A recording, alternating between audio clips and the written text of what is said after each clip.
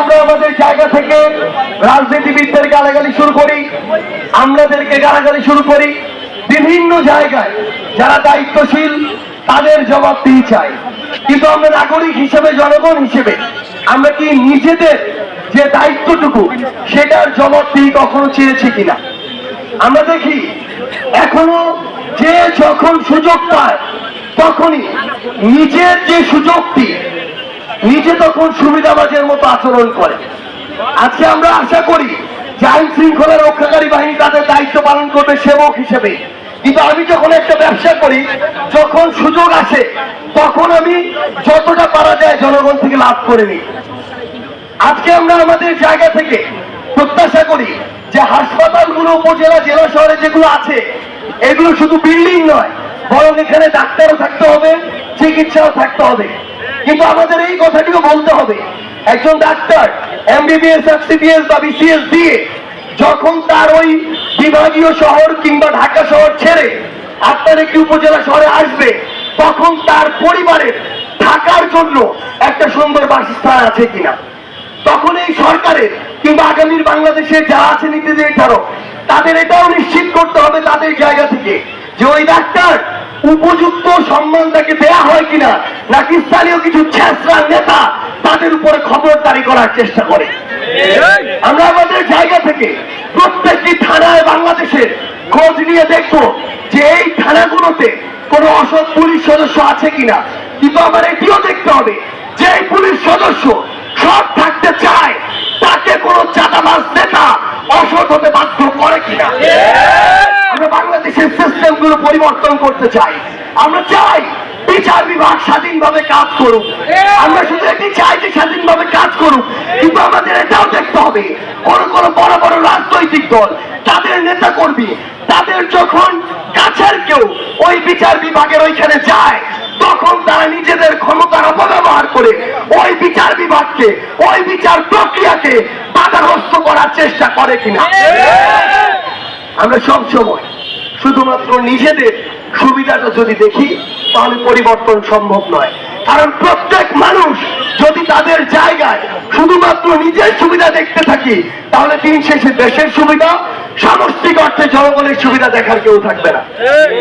আমাদের আরেকটি আহ্বান আছে আপনাদের কাছে, আহ্বানটি আপনাদের কাছে নয়, কারণ এই যে ব্যক্তি মানুষের কাছে প্রতারিত হওয়ার যে রীতি এটি বাংলাদেশে 54 বছর ধরে চলে এসেছে। তাই আমাদের এই আহ্বানটি আপনার ব্যক্তির কাছে নয়, বরং আপনার বিবেকের কাছে। আমরা এই বাংলাদেশে অনেক বড় বড় কথা বলি যে পরিবারতান্ত্রিক রাজনীতি, পরিবারতান্ত্রিক রাজনীতি বাচ্চার, এসব কথা বলে লাভ নেই। লাভ নেই তখন পর্যন্ত যখন পর্যন্ত আপনি পরিবারতান্ত্রিক ভাবে একটা মার্কায় 54 বছর ধরে ভোট দিয়ে এসেছেন। আপনার দাদা ভোট দিয়েছে, বাবা দিয়েছে, আপনি দিচ্ছেন, আপনার সন্তান দিচ্ছে। লোক ভালো হোক আর না হোক, মার্কার দল দেখে অন্ধ দাসের মতো এমন করে যদি ভোট দেওয়ার রীতি থাকে বাংলাদেশে ভালো মানুষরা কখন উঠে আসবে না। আমরা আপনাদেরকে স্পষ্ট করে বলি, এনসিপির কথা বলছি না, জাতীয় নাগরিক পার্টির কথা বলছি না। আপনার এই গাইবান্ধার ভবিষ্যতের যদি আপনারা পরিবর্তন চান তাহলে আগামীতে এই গাইবান্ধাতে যারা জনগণের কথা বলবে, জনগণের হয়ে কাজ করবে, জনগণের কথা শুনবে, আপনার ব্যথা বুঝবে, চাঁদাবাজি করবে না, সিন্ডিকেট চালাবে না, মাদক ব্যবসা চালাবে না, তখন দায়িত্ব করবে না, ক্ষমতার অপব্যবহার করবে না, সেই রকম ভালো মানুষদের আপনাদের নেতা হিসেবে নির্বাচিত করতে হবে। জনগণ হিসেবে আমাদের যে দায়িত্ব সেই দায়িত্ব আমাদের পালন করতে হবে। রাষ্ট্রের কাছে চাইবো, আমলাতন্ত্রের কাছে চাইবো, পুলিশের কাছে চাইবো, বিচারকের কাছে চাইবো, নিজেরটা করবো না তাহলে হবে না। আমরা আপনাদেরকে অনুরোধ করি, এই বাংলাদেশ ছোট্ট একটা বাংলাদেশ, সক্রিয় দল মাত্র কয়েকটা, নিজেদের ভিতরে এই রাজনৈতিক দলগুলোর কামড়া কামড়ি বন্ধ করতে হবে। কারণ আমরা এই বাংলাদেশে প্রত্যেকটি জায়গায়, জেলা, উপজেলা, ইউনিয়ন পর্যায়ে যে চিত্রটা দেখি, এক দল আরেক দলের সাথে নির্দিষ্ট যে কোনো একটা উন্নয়নের ক্ষেত্রে নিজেরা সবচেয়ে বড় কামড়া কামড়িটা করে। আরেকজন যদি করে মনে করে ক্রেডিট তো তার হয়ে গেল, এটা তো তাকে করতে দেওয়া যাবে না।